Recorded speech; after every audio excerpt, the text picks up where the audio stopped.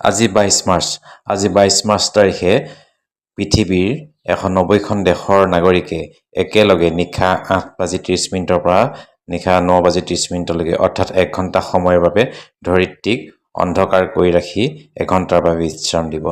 তেন্তে আমিও কৰিব লাগিব নহয় জানো, মানে উদযাপন কৰিব লাগিব এনে ধৰণৰ দিৱস। আৰু এই দিৱস প্ৰথমে বোলে পালন কৰা হৈছিল অষ্ট্ৰেলিয়াত, আৰু অষ্ট্ৰেলিয়াৰ চিডনী নামৰ চহৰৰ পৰাই শুভাৰম্ভ হৈছিল।